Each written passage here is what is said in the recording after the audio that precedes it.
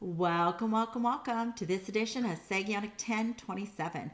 We are so glad that you decided to join us today and with us. To those of you who are out there in media land, you may already know this young man before me, Chris Behnke, and he is a digital creator, he's an innovator, he is an implementer, right? He's an Yep. educator, he's a dad, he's a husband, and I would have to say mostly he is a man who fears God. Which, when your brain thinks like that, you better fear God. And so today's interview is all about Chris and what it is that's been laid on his heart to share with viewers today. So, Chris, welcome to our broadcast. Oh, thank you. Thank you for having me. I super appreciate the time and just love what you're doing. Want to champion it. It's so needed. Like you mentioned in media, it's so needed. So I'm excited. I'm super excited for today. Yeah. So how did you get since today's broadcast is all about you, you get to share with viewers how far back do you want to go? That's, you get to share where in your human life you Hmm. want to drop people, do you want to drop them to right now today? And then Yeah. if you go back, do you want to go back just an inch over here, 6 feet over here, Yeah. whatever it is you want, wherever you want to go, you get to decide. Hmm. Yeah. I think what's cool is I'll just go briefly way back, like Okay. real brief, because I think a lot of times what I believe and what we've found is that most people believe or feel that they're missing the life that they were created to live, that they were designed for. They're either gonna miss it, or they're already missing it, or they already have missed it. Like things are too late. And so we spent a lot of time over the last, I don't know, 20 years really growing in our own journey, going through all kinds of crazy things, and have worked hard to create resources that help people unlock their design, how God made them, the way that they are. And when that happens, especially if they begin to understand themselves, be able to honor themselves and the people around them, you find that they can thrive in every area of life. So if we just go way back, because I think sometimes people think that everything is like planned out. And they see something like what we've created with like the Human Nexus or some of this stuff, like, oh, that must have been their plan all along. And it's not, it's never that smooth. So my wife and I met each other in high school. We've been together for about 30 years. We've been married for over 25 years. And we got started in the entrepreneurship journey way back when I was 19 years old, and have been entrepreneurs for a long time. And through that time, we have had a lot of things not work. Like it's been super difficult, Mm-hmm. and then we've had some things work okay, and nothing has been like mind-blowingly successful from a financial standpoint in the business realm. Mm-hmm. um, and when you look back and you say, hey, what would I do differently? You can always look back and see just a ton of mistakes that you made. But if I had opportunity to go back and tell myself, I don't think I would tell myself about all those mistakes, because the reality is that God literally crafts like a custom lesson plan Mm-hmm. Mm-hmm. with Mm-hmm. that journey. And Mm. it's like, would I be where I am today, where he can use me today? Would Prudence be where she is today, where he can use her today? Would we be there if we hadn't gone through all of these things?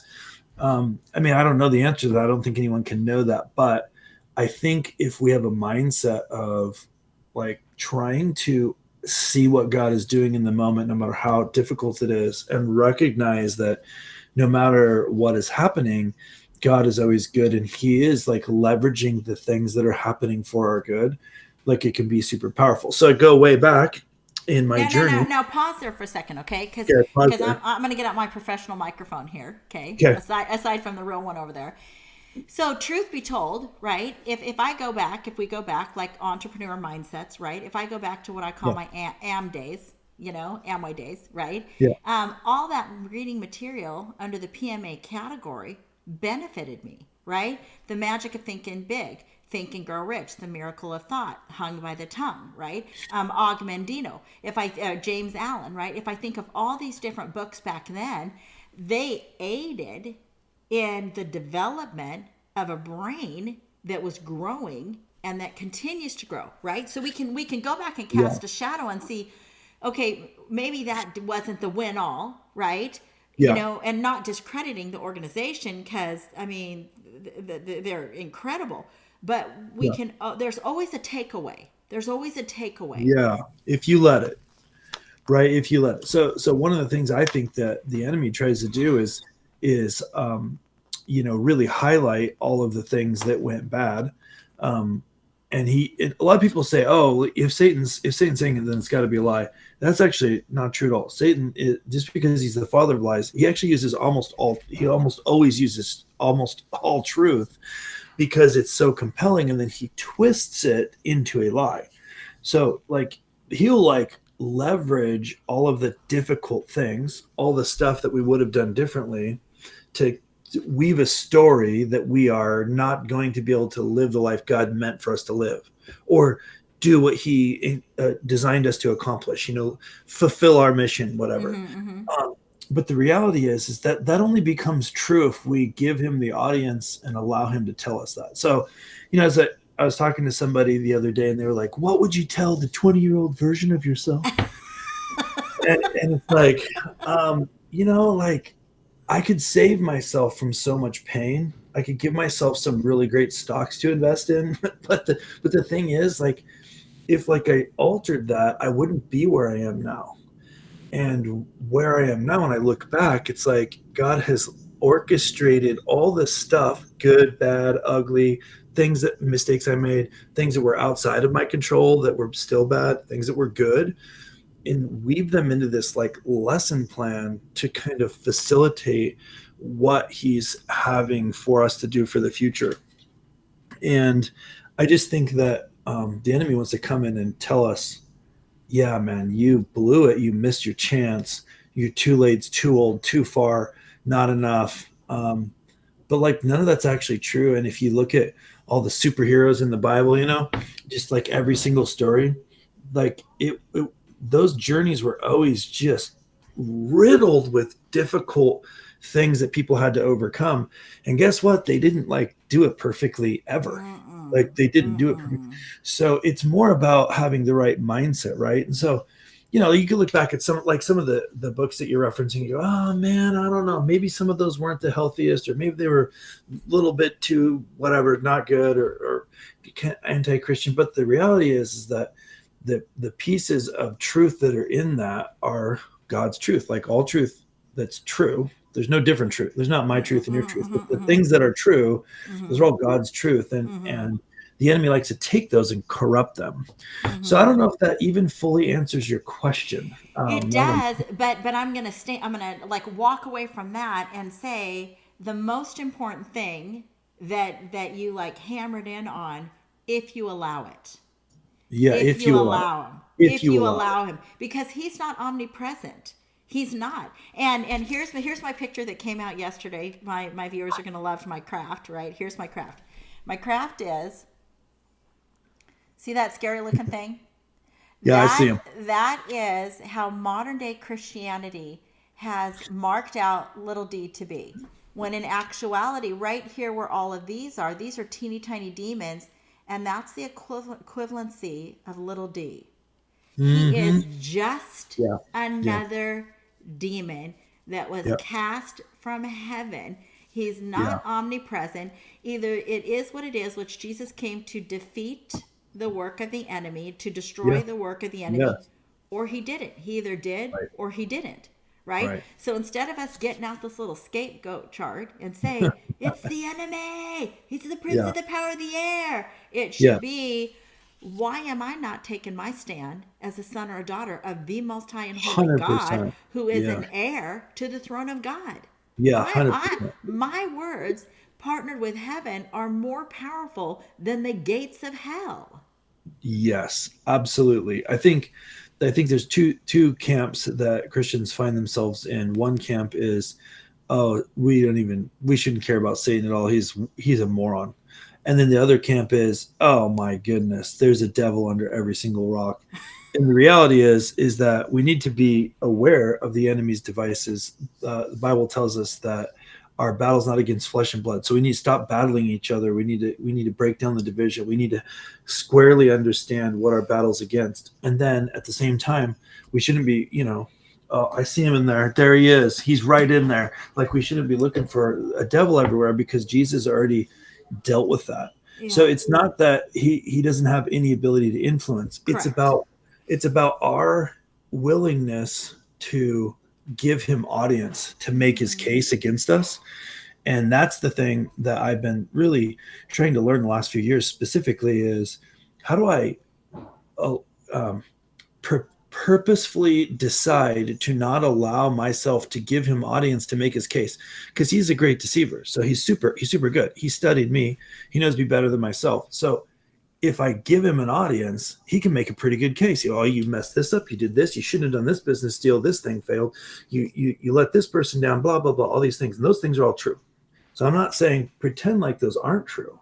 I'm saying, what's the right mindset? We're supposed to be seated with God in heavenly places. That's a lot different view. What Satan wants to do is kind of say, no, look at all these things. And they're true, right? Yeah, they are true. So that means, whoa, that's the lie. That means part is the lie. But if we just don't give him audience to make his case, then we can have this different perspective where we're looking down from a kingdom perspective, from a Jesus perspective, and we go, oh, well, things are way different. From a son and daughter of the Most High God perspective, wow, I just shouldn't even be worried about that. Like, we're about our Father's business, doing things that are more important. But if you allow the enemy to come in and make this big case, not only is it a distraction, causes division, causes you to doubt. Those are all things that if we remember the testimony of what God did, then we shouldn't give space for the enemy to come in. That's where we kind of give him authority that Jesus already dealt with. So we need to take that authority back. That's why Jesus dealt with it for us. So I feel like this is something that I've been on a journey to learn, and I feel like I'll be learning it my whole life, because it's the more you learn, it's kind of like the more you study and read scripture, and the more you try to enhance and develop and spend time with the Lord and develop your relationship with him, like the more you realize you need more. Like the more you realize there is more.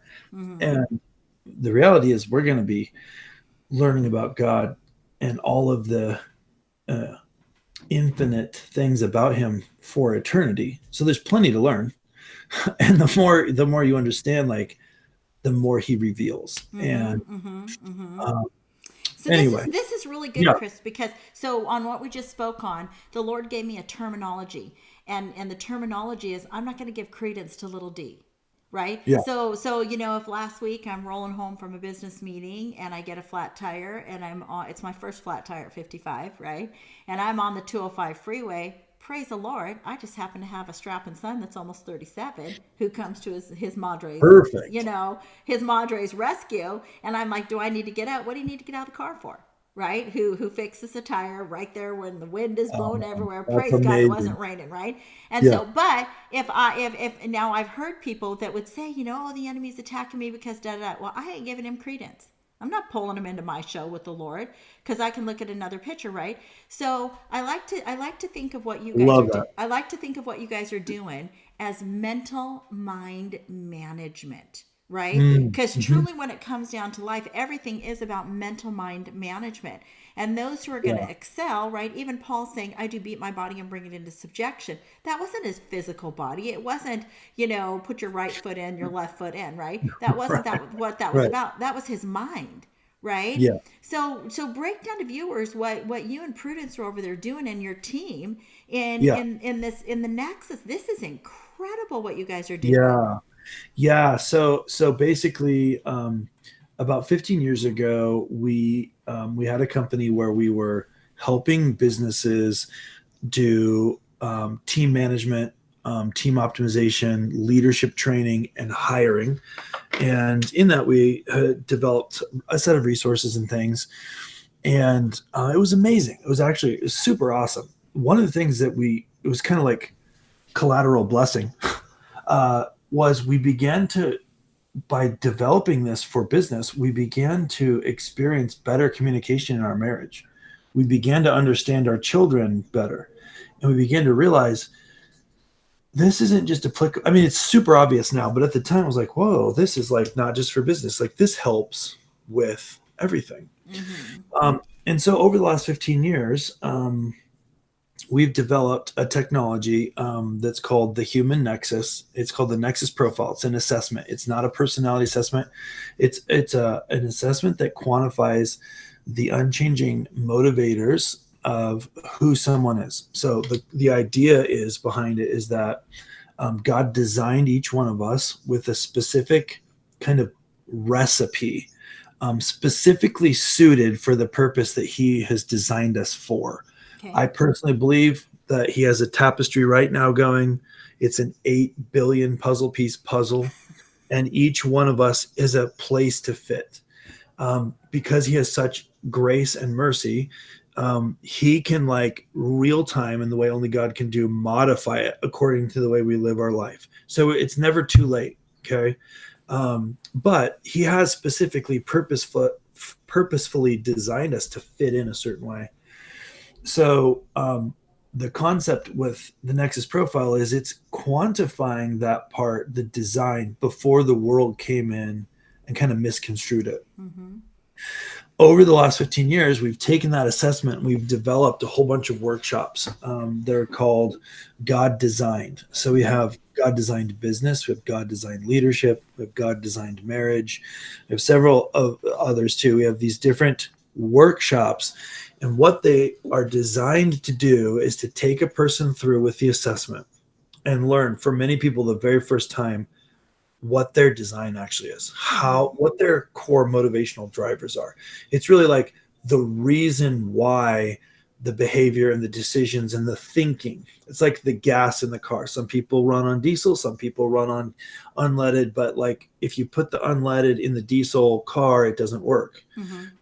And so it's kind of like people do things with different motivations. And these workshops and the assessment are designed to kind of go below whatever the world's done, whatever Satan's whispered in your ear, go to the original design that God made you with, and equip you with a new understanding about yourself, and then also the people around you. So you can fully and thoroughly honor them according to their design. So here's an example. People typically think of the golden rule, biblical principle, golden rule, like do unto others as you would have them do unto you. In other words, treat someone nice if you like to be treated nice. Very simple. The reality is that that's a slight misunderstanding of the scripture, because let's say, for example, I wanted to do something really nice for my wife, and I wanted to, let's say, celebrate something. I wanted to take her to a super nice dinner.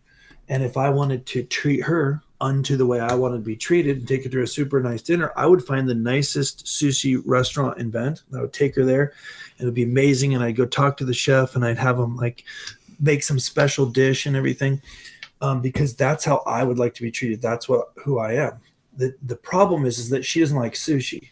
So if I don't know that about her, and I'm truly treating her the way I want to be treated, so I'm like the motives are right, but it's not effective. It's actually dishonoring, because actually she doesn't want that.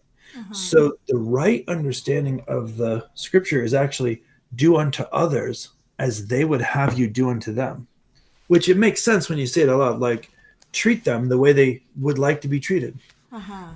And with kindness, people like kindness. That's pretty universal. But the way we're wired is not universal. We're very different.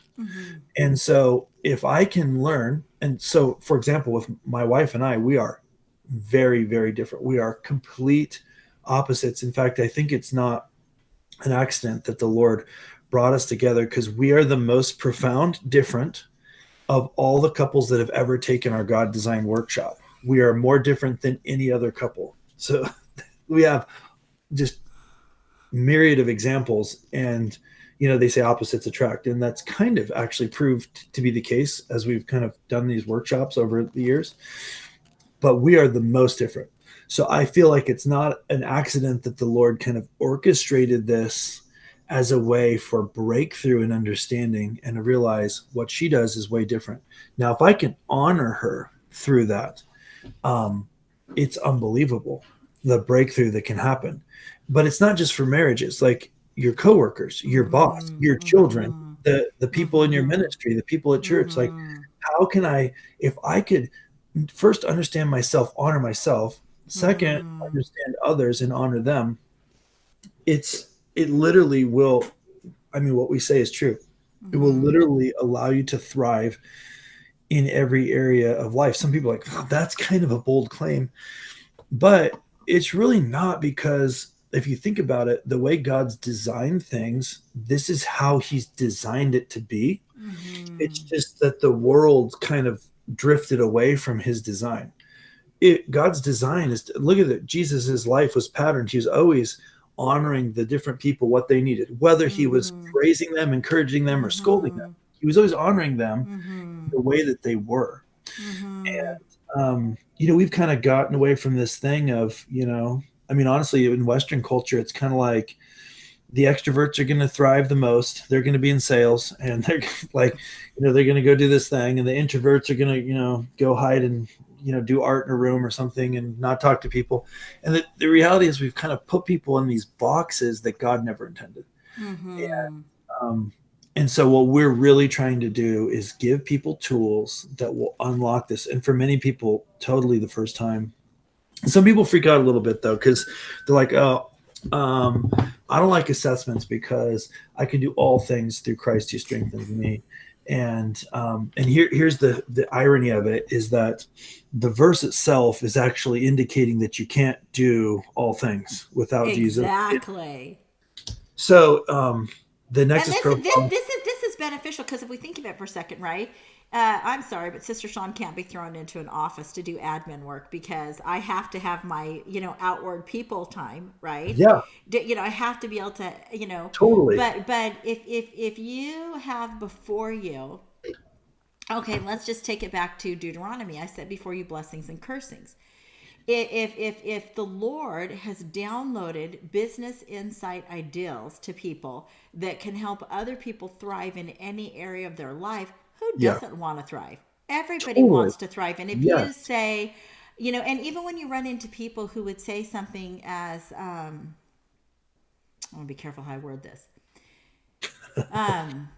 Run into people who have been taught a repetitious verbiage that says, I'm this way, my dad was this way, Oh my yeah. great grandfather was this way, right? Yes. That's just through repetition that you've adopted that, right? Yeah, 100%. But then but that is not where you have to stay. You do not have to stay there. And one of those books I got during those AM days was Being Happy by Andrew Matthews, right? Andrew Matthews is the guy who did it. And in there, there's a picture of a guy, and he does comic strips and everything in there. And he does Yeah. everything but attach a verse to things. You know the guy's a believer because of what he Yeah. did in this book called Being Happy, Yeah. right? But there's a picture of a guy, and he's sitting on his couch, and he's got his arm folded, and the TV's in front of him, and he says, I'm never going to be like my dad. And right behind him on the couch, on the wall on the couch, is a picture of his dad doing the same thing, Sure. right? Yeah. Because and about this, you're drawn towards what you speak, right? And Yeah. so if you say I'm never going to change, I've always been this way, well, bless your little heart, you're probably going to remain there, right? Yeah. So you're Oh yeah. giving you and Prudence, right, have been learners and growers to want to give Yeah. people, probably you guys grew up in, both of you had, parents that were Little House on the Prairie, just a perfect environment, right? And that's what made you want to become life changers, right? I mean, not exactly. I mean, we're pretty fortunate. I think both of us, came from good homes, but definitely we have learned radical lines in the sand that need to be drawn. Okay.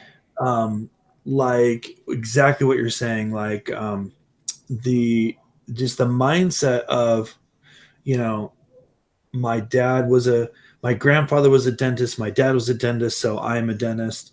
And when you talk about dentist, if you like being a dentist and you want to be one, then that's okay. That maybe no harm, no foul. But but people do that with all of the negative things as well. And you see it generationally, expressions. Like there's a family that I know that they just kind of talk about a lot of negative things. It's all true things, right? Okay.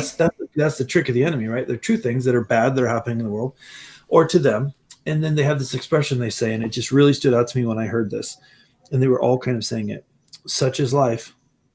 And it was kind of like saying, well, life does blow. It's going to be horrible. It sucks. And like, oh, wait a second. Like that was a inadvertent but active decision to just follow that same path. Yeah. And that's like a trick. That's a complete trick of the enemy to get people to drift off course. So one of the things that I think I've seen and experienced is that if God created us all for a reason, purpose, on purpose, for a purpose, before the foundations of the earth, I believe it's very easy to find that in Scripture. Then Satan's job is going to be, just by default, right, is to make sure we don't live out that purpose.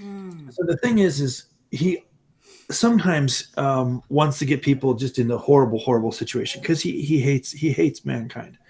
That's fine. But for a lot of people, like his tactic isn't that. Because a lot of times when people go really, really downhill, then they hit rock bottom and then they actually come back to the Lord. So a lot of times what I see his trick is to get people just off enough to not do what God made them for, to not have to be so miserable that they turn back to the Lord, but to just be off enough. And the thing is one of the things that I do for fun is I'm a private pilot. I don't fly as much as I want. I haven't been able to fly for a couple of years, but I fly small aircraft for fun. Okay. And one of the things that's interesting, you're in the Portland area, right? Yeah. Okay, so one thing that's interesting is if you are to fly from the Bend Airport, which is a few miles from where I live, and you're to fly to the PDX Airport in a small plane, if you're 1 degree off, you're still going to miss it. You're going to like maybe hit Troutdale, Hillsboro, and then you're going to be like, oh, I need to do a little bit. And it's right over there. You probably see it actually, like you're 1 degree off. In a straight line, we're not very far between Bend and Portland. But 1 degree doesn't even seem like a real error, okay? But the truth is that if I'm flying from here to Jacksonville, Florida, and I'm only 1 degree off, not only will I not hit the airport, I won't hit Jacksonville, and I won't actually hit Florida. I will miss the state. So that's the trick, is 1 degree doesn't feel like too much until you extend that across your whole life. And I think that's what the enemy's goal is he's like, okay, look, I can't get this person totally off because, they've got some good foundation grounding and, whatever. But if I could just get them off 1 degree and they're supposed to go to Jacksonville, Florida, if I can just get them off 1 degree, they won't even notice, but they'll never even reach Florida, let alone Jacksonville Airport. So I think that one of the things that we're called to, Prudence and I, and the work that we're doing, Human Nexus and God Designed Living, is to help people identify how God made them so that they can then understand how it fits in with the purpose he has for them. And then also all the people around them. And I think that we're at a time in history where we have flexibility to learn and do that kind of personal insight and development that we never have been able to do before. You couldn't do this 300 years ago. You couldn't do this. You couldn't even do this 150 years ago. Like we're in this incredible moment in history where people have the ability to do it. And that's one of the reasons why I personally believe, it's a little off topic, but where I personally believe Satan is coming in with so much distraction, because the older things of famine and strife and, people not making it through the winter, we don't suffer with that, at least in Western culture, like we used to. So now he's coming in with the overwhelming division, overwhelming negativity, overwhelming, death and destruction and doom, so that we're just distracted enough to be off 1 degree and not hit Florida at all. And we're really passionate about helping people get on track. And we've designed the Nexus. We created it ourselves. We own the IP for it. Mm-hmm. And it's built with the biblical foundation. And then we've layered on top of that real behavioral science. So we didn't want to hide from behavioral science, Mm-hmm. but we wanted to remove all of the humanism that is pretty much pervasive throughout all of psychology today. Modern psychology is just pervasively humanistic. So this is like, I think, a life-changing set of tools. And I've heard in December from the Lord, just a few months ago, that we needed to change the business model a little bit. So we made it free. And you can upgrade to get an advanced output, but the assessment is the same assessment. So we've made the full NEXUS Profile free because whether or not you use our resources or not, we believe God has given this to us to give to the world so that people can begin to unlock this and use it in their own stuff. So Because let's think of this for a second, okay? If you are, what visual do I want to use for this? Holy Spirit, show me. Okay, railroad. I just think of a railroad. Okay, we know the modern railroad system to look as it does, right? We see the different cars, we see the structure of the metal wheels, we see all the structure, right? But let's say there's a new product coming up, and it's going to require the base to be stronger to carry the new products that's coming up, right? Right. So if we're going where we've never gone before, right? And not as in Star Trek, right? But as in literally, we're going where we've never gone before. So you've heard some people say, Jesus is coming back next week. Now, don't get me wrong, people. Sister Shawn lives every day for Lord, do I get to go home now? Right? I live there. I stay there. But I do not believe that's the season we're in. I don't believe Jesus is coming back next week, because if our original mandate was to possess and take dominion, and we have not, and we've cursed the world, Jesus, in my opinion, according to what I've biblically read, is not coming back for a disobedient bride. Okay? Right. So if we need to go where we've never gone before, we're going to need resources that we never knew we had access to before. Right. So you can't just say, here's your new job title, but you still have the same human being. Right? So it goes past being a coach. It goes past being coached into your future. Right. It's understanding your makeup. This is what your program does. What you and Prudence have developed, it's understanding who you are, because there are certain foundational truths, right? I am God's workmanship, created in Christ Jesus to do wonderful, marvelous, and spectacular things that God created in advance for me to do, right? Yeah. So you or I or Prudence or my Steve, we didn't just wake up and then bam, here's who we are today. We're a makeup of the past, right? We want to keep the good, solid foundation of the past and who we were made to be, but we have to shed ourselves of that which is going to weigh us down, right? So this is what you guys are doing over there.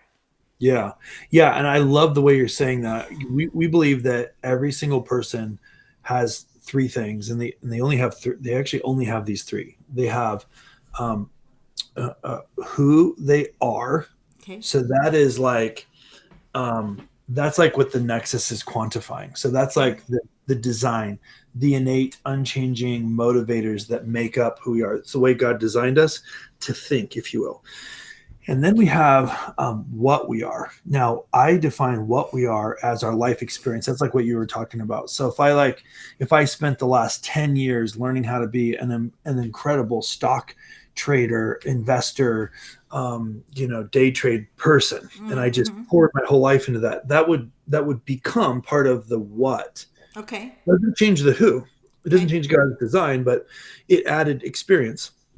And then if I got in like a horrible, accident and had to go through years of, physical rehab, like that would add to the what, but not the who. But those things, they can be damaging, but they also, if you allow God to use them, they're incredible things of growth. Mm-hmm. Like the kind of leader that I am now is massively better than it was 15 years ago because of all of the books I've read, the mistakes I've made, the things that have worked and haven't worked, the people around me, the people that have invested in me. That's the what. So Mm-hmm. all of that's the what. And then the third thing is some unknown amount of time. We we don't know. We don't know how much we have.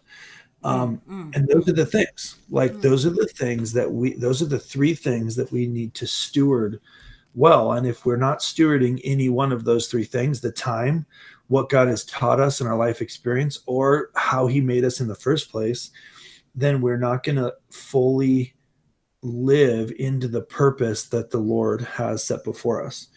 Um, so I think that, we're in a unique space now where we have the ability to learn these things, Mm-hmm, mm-hmm. and God has given us reach. Like here we are, you're over there, on the west side of the mountains. I'm on the east side of the mountains, but there's some distance between us. But you've probably been interviewing people today that are thousands of miles away. Like we have this ability now to reach people in a way that is never existed before. Mm-hmm. And far too often, I feel like believers are afraid of that Mm-hmm. and just kind of like handing the keys over to the enemy. It's the internet, www, that's 666. It's got to be the devil's playground. Like we're handing over Mm-hmm. the Mm-hmm. opportunities and the tools that God's, you know, set before us. And I think that it's no longer appropriate. Well, it's never been appropriate. We can no longer afford to do that. Correct. Correct. And I'm excited about the way you talk about it too, because yes, if God comes back, if Jesus comes back this afternoon, I'm super pumped for that. Like Mm-hmm. we need to be ready at all Mm-hmm. times, but Mm-hmm. I do believe we've been given a mission, Mm-hmm. um, from the Great Commission and a description that you find in Scripture about what things are going to be like, Mm-hmm. and we got some work to do. Mm-hmm. Like we Mm-hmm. have some work to do, Mm-hmm. and that's exciting. Mm-hmm. Okay, so we Mm-hmm. shouldn't look at that negatively. We should actually be Mm-mm. pumped about it. Mm. And I think we exist in a time where we have the greatest ability to make moves to bring into reality, to bring heaven to earth, like God, like Jesus told us to pray. We have access to tools that no one else had. Like, you know, Paul and Peter and the boys didn't have access to what we have now. So Mm-hmm. Mm-hmm. let's not like hand that stuff over. Mm-hmm. Like you say, let's look into every sphere of society Mm-hmm. and Mm-hmm. understand, the things that we're called to, Mm-hmm. and like what we're doing with the Human Nexus and Mm-hmm. the God designed workshops and e-courses and stuff is we're trying to help people have incredible insight and tools so they can move things forward. Think about it like this. This is a super great example. I think if you have two people, okay, Mm-hmm. and in the Nexus, if you take the Nexus, then you get to see there's these four quadrants, and then there's six blends made up of the four quadrants. But just put that aside for a second. Let's say you have Susan. Let's say Susan is a super strong driving person. So Mm-hmm. like she really wants to get things done. Moving forward is the most important thing. And then let's say you have Ed, and Ed is like really conservative and safe, and he doesn't like taking risks. If you give Susan the task of doing research for insurance, and you say, Susan, I know you don't like this, but I need you to do a bunch of research for insurance. That's not very honoring to her. Now, she still might do it because she's a professional. You go to Ed and you say, Ed, I want you to do research for this insurance. I know this is right up your alley. That's fine. Ed might like that a little bit better, but you're not really honoring him either. Mm-hmm. Now, they might go both do it. Okay. Mm-hmm. But if you instead say, hey, Susan, I know that progress is super important to you. I know that moving projects forward is super important to you, and I know that that you definitely remember, Susan, 6 months ago when we didn't have the right insurance, and it made the whole company's project grind to a halt, and how horrible that was for everybody on the team, and how we actually lost a significant amount of time and money, and the progress came to a stop. So before we launch this next project, can you go do research? Let's find the right insurance package, get it in place so that we're not held up again. Now it's not manipulation. You're actually thinking, how did God make Susan to Yeah. think? Yeah. So he made Susan to think about moving something forward. Yeah. Susan doesn't like doing insurance research, but she does like things moving forward. And this is Mm-hmm. actually a kind of a pain in the neck necessity to this project moving forward. So I'm reframing it to honor who Susan is. Mm-hmm. And then if I go Mm-hmm. to Ed and I say, "Hey Ed, I know you kind of typically like this sort of thing, but the reality is that we don't want to take risks." And Ed, you remember how 6 months ago we lost, $750,000 because we didn't have the right insurance. So Ed, could you go sure make sure that this insurance package is perfect for this project before we get it kicked off? Because Susan, she's gonna want to go. So let's get this insurance in place now so that the company can remain safe. They might actually go pick the same policy, do the same work, but Mm-hmm. we're not like honoring who God made them to be and speaking to them in that and helping them from a leadership standpoint understand the validity and importance of the task according to their design by God. And just Mm-hmm. imagine if you just Mm-hmm. did that in every area of your life with every person, including Mm-hmm. yourself, by the way, including yourself. So there's all kinds of things as an entrepreneur that I don't like doing. Mm-hmm. I'm Mm-hmm. not even designed by God to do them. So there's Mm-hmm. two ways I could go. I could say, I wasn't even supposed to, I'm not good at that kind of thing. Mm-hmm. That's not necessarily false, but it's part of reality. So now that I know that it's a weakness, let's say, I Mm-hmm. can take that weakness and make it a strength by going, man, I'm not very good at this sort of thing. So I'm going to do it first. Or I'm not very good at that sort of thing. So I'm going to get somebody to help me that is good at it. Mm-hmm. And I think the becoming aware of our design and the design of the people around us just radically accelerates our ability to accomplish things, honor them, do difficult things, work through conflict. By the way, conflict always exists. If there's an organization with no conflict, it means they're not doing anything. Because God designed people to be different on purpose to accomplish different things, and those differences kind of rub people the wrong way.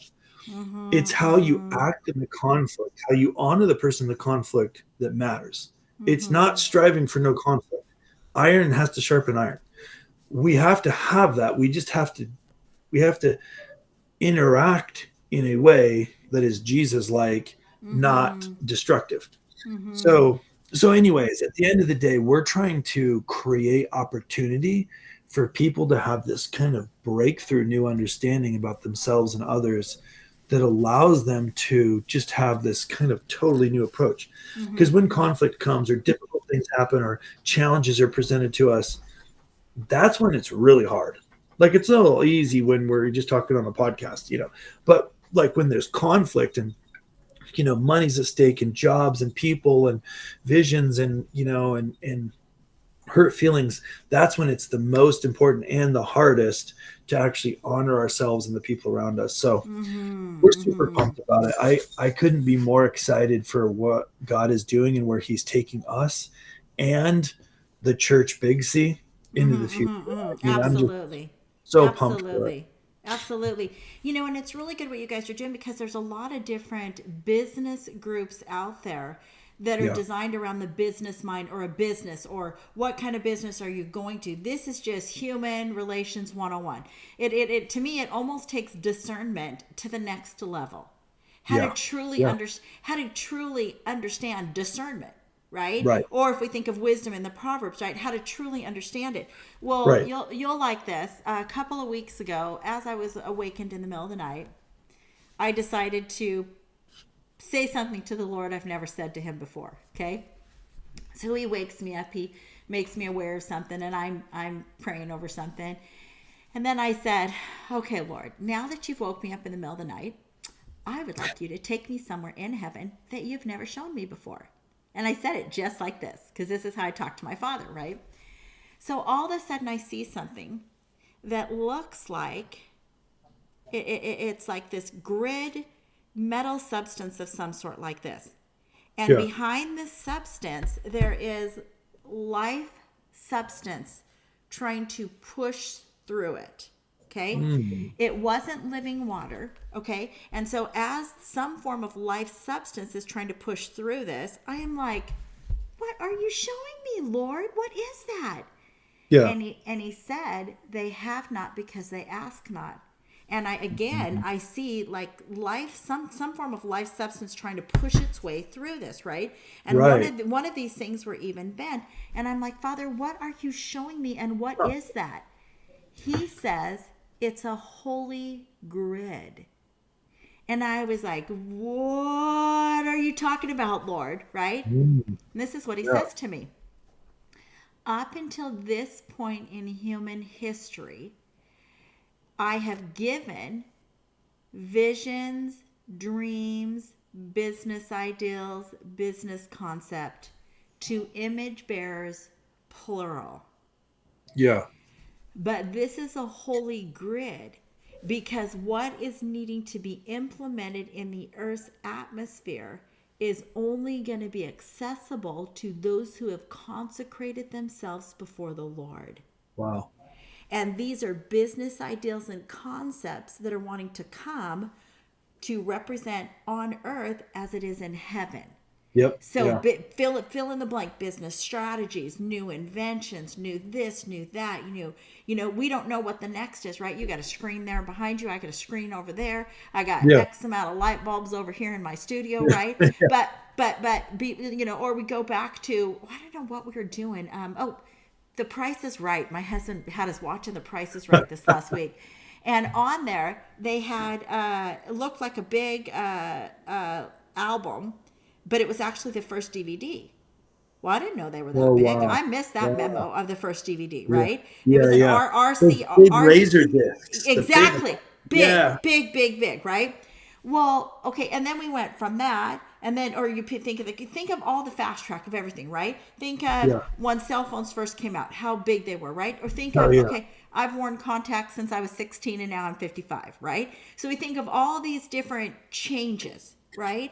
Well, if he said there are things that need to be implemented on earth, but they are only accessible to those who have consecrated themselves to the Lord.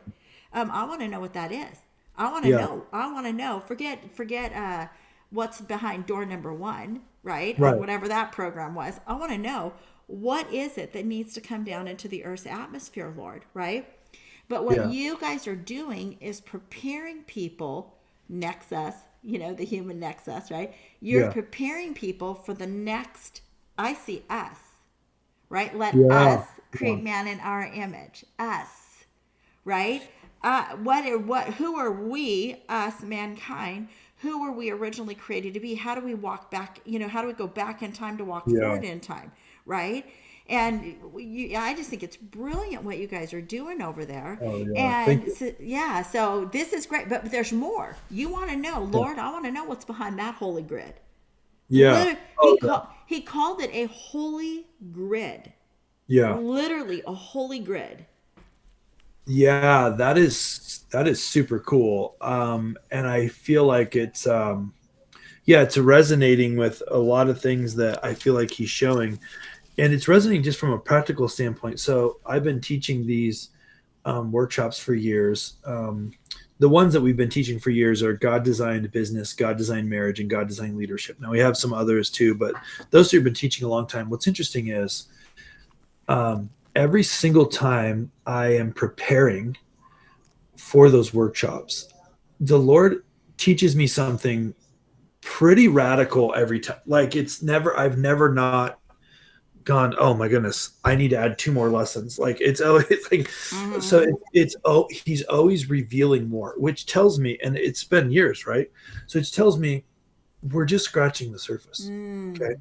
So I think that it's kind of like what you're saying. So there's things that are trying to get through. There are supernatural solutions to every problem that exists, and God's trying to wants to reveal those to the people he's purposed to have them, but they're not like ready. So part of what we feel our mission is to be equipping people, getting them trained, getting them equipped, getting them ready.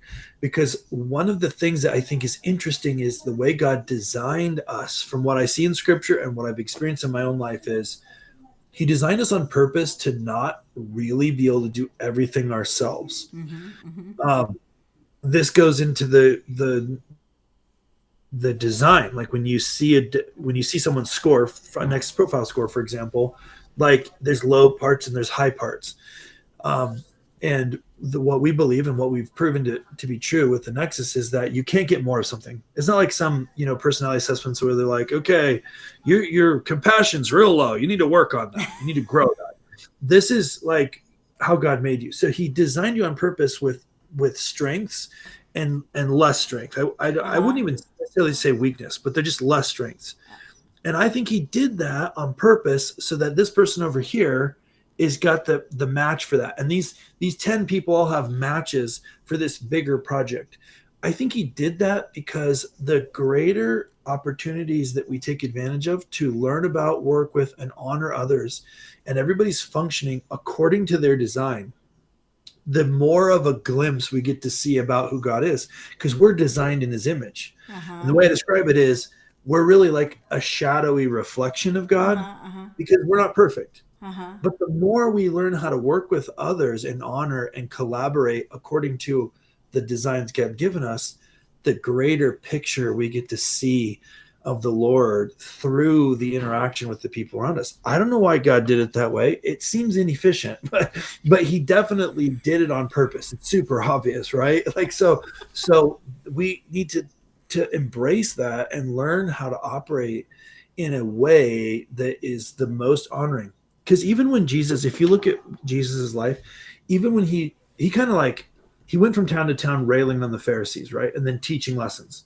But even when he was railing on people or being really strong or teaching someone that didn't want to learn what he was teaching, in those kind of conflict moments that he had, if you look, he was actually always, he did it different every time. And he was always honoring who that person was, even through the parables he would be teaching. He might be like totally ripping somebody's approach down, but he's actually doing it in a way that honored them through the way he told the parable. If you go read it, it's crazy. So many times in today's society, we have teachers that have something, and the way that they instruct is more critical. And I'm not saying Jesus wasn't corrective, but he was honoring who the person was in the way he did it. And it's a subtle difference, but it's all the difference in the world to the person that it's being addressed to. Because one induces, well, if they choose, right? They have to choose to follow. But one induces love. Wow, he's helping. He loves me. He's correcting me. I need to turn towards him. The other way is induces shame. The problem with shame is it actually is effective at getting change. So people use it a lot. It's just not kingdom. It's just totally from Satan. But it is effective to change behavior. Shame's like pretty powerful.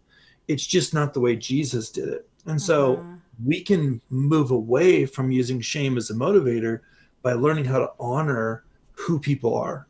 And when we can do that, it's like amazing what is unlocked. Like it's just incredible. Like the God inside them is unlocked when we honor how God designed them. So, and it's what I think, taking you in prudence to a whole notch level is I see what you guys have done over there on that could become available to businesses throughout the United States. Yep. So they could, screen their people before hiring them for a position, because on all levels of society, if these tests are done, even to somebody who like works at let's say somebody works at a supermarket, well, if they have slippy fingers or they think in the gray, you don't necessarily want to put them in a management position in charge of finances, right? Totally. And yet people who think in a gray are normally the blessed or the peacemakers. Right? Because they got to be the even kill in between, right? And so I just see it as almost like like, hey, here's this, take your people through this first, right? And however the Lord enables you guys to market that, this is what I see happening, so I'm going to call it forth. I just call forth, Lord, that you would give them a broader range of businesses that they could connect with. So this becomes like, like not a background check, but a personality. I don't know, want to use the word personality. A success map a success map to help position people in a role that's going to help not only that person be more successful, but enable a company to be more successful. Yes. Yeah. What you're talking about is so awesome. It's not only prophetic, it's like very encouraging, because Yeah. what we have developed, which by the way, I think Success Map is a better name than what we have, but what we have, what we actually have is something similar to what you're talking about. So what happens is we go in and we create a profile based on the people that are performing the best. Okay. And then when people apply for the job, everybody takes the NEXUS. And then you only interview the people that were designed by God to excel in that. Okay. Okay. So Okay. what we found is you can flip the 80-20. So Pareto's principle, 80-20, 20% of the people are doing 80% of the production. Yep. It exists everywhere. So in business, so like for sales, for example, if you have 10 salespeople, 2 of them, no matter what business I've worked with, they always go, I totally get what you're saying, but that's not true in our organization. Then you go in and you find it's true. But 2 of the 10 salespeople are doing 80% of the sales. So what do companies normally do? Companies normally look at the 8 and they pour resources and training and try to make them more like the 2, which is actually dishonoring to the 2 who are doing all of the work, 80% of the work. So what we do is we quantify the 2. We create a profile, and then we only interview people that fit that profile. So if you have 2 that do 80% of the sales, what happens if you get just 2 more? If you just get 2 more, you now only have 4 salespeople. Let's say you take the other 8 and you just put them in other roles or let them go or whatever. It doesn't matter. You take them out of the scenario. Now I went from 10 salespeople to 4, but I'm doing 160%. I'm doing 60% more than before. I'm doing 160% of what I was doing before. So if I was selling 1,000, I'm now selling 1,600, but I only have 4 employees instead of 10. If you replace all 10, it's exponential. And this is true in every area. So like there's an organization that we're probably going to work with and help them. And they help special needs adults. So they have a care facility. They don't do care facility, but they have staff, a role, and that role is doing special care adult care. So the turnover in the industry, what I'm told, is about 50% after 6 months. So it's because it's a super hard job. It's just super hard, and for most people, it's draining and horrible. They hate the job.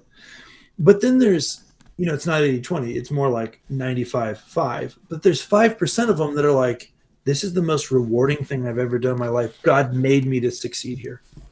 So what we want to do is go in and figure out what's the design, God's design, that makes somebody thrive and excel in that kind of a care position, because it's a special kind of unique person.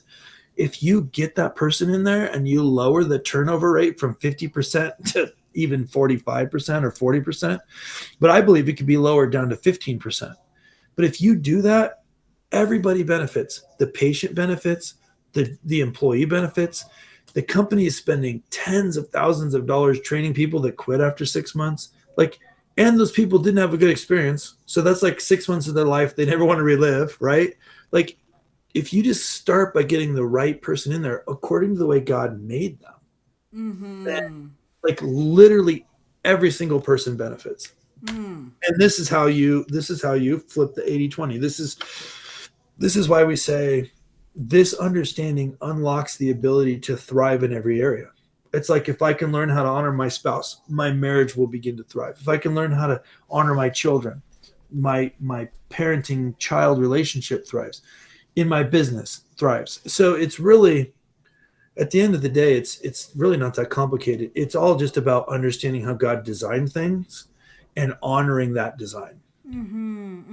But it's elusive, because the enemy has worked really hard to make sure we're all 1 degree off and we don't go to Jacksonville, he's trying really hard to make sure. And, I say sometimes in my talks, like, he doesn't like it to be 90 degrees off. He likes it to be 1 degree off, because, like, for example, if all of a sudden everybody started taking all the cats and going into the wood and doing satanic sacrifices and killing all the cats, people would freak out. Where are all the cats? We need to do something.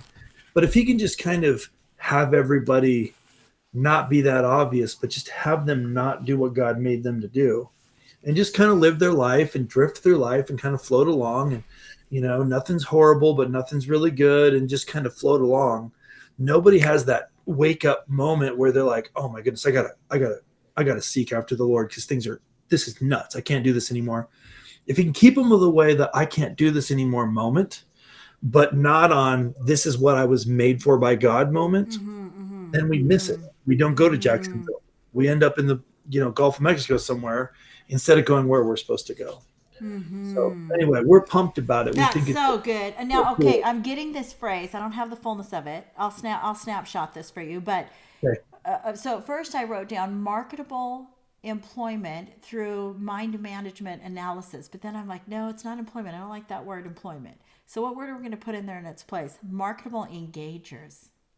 Ooh, Marketable that's good. engagers through That's mindset, through mind management analysis. right. Yeah.